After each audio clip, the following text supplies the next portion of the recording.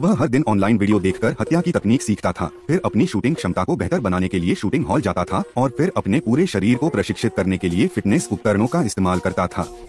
यह उबाऊ जीवन पूरे 1 साल तक चला। जब समय आया तो वह स्पोर्ट्स कार खरीदने के लिए सेकंड हैंड मार्केट गया, उसे संशोधित और मजबूत किया और फिर ब्लैक मार्केट से बड़ी संख्या में सैनिकों को खरीदने के लिए बहुत पैसा खर्च किया। फिर जब पुलिस ध्यान नहीं दे रही थी तो वह चुपचाप फाइल रूम में घुस गया और गिरोह के सभी सदस्यों की तस्वीरें ले ली। उसका उद्देश्य अपने दुखद रूप से मारे गए बेटे का बदला लेना था। यह पता चला कि 1 साल पहले वह आदमी अपने बेटे के साथ यार्ड में था। दूसरे पक्ष के चले जाने के बाद उसने जल्दी से नीचे देखा और पाया कि उसका बेटा मारा गया था, लेकिन अब उसकी सांस नहीं चल रही थी। मूल रूप से खुशहाल परिवार अचानक आई आपदा से पूरी तरह से नष्ट हो गया। जिम बेहद गुस्से में था।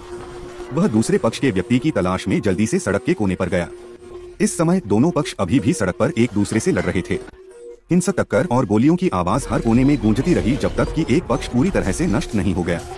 लड़ाई खत्म हो गई।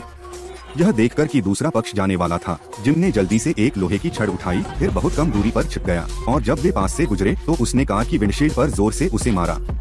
हालांकि इस प्रहार से न केवल दूसरे पक्ष को चोट लगी बल्कि वह पूरी तरह से क्रोधित हो गया और उसने जिम को पीटना शुरू कर दिया। जिम केवल हताश होकर भाग सकता था और हर जगह छिप सकता था। वह बंदूक से मारा जाने वाला था। उसके सामने एक फोर्कलिफ्ट आ रहा था।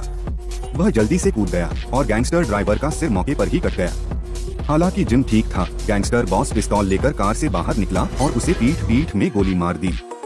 भारी टक्कर से जिम अपना संतुलन खो बैठा और जमीन पर गिर गया। गैंगस्टर बॉस कदम दर कदम आगे बढ़ने लगा।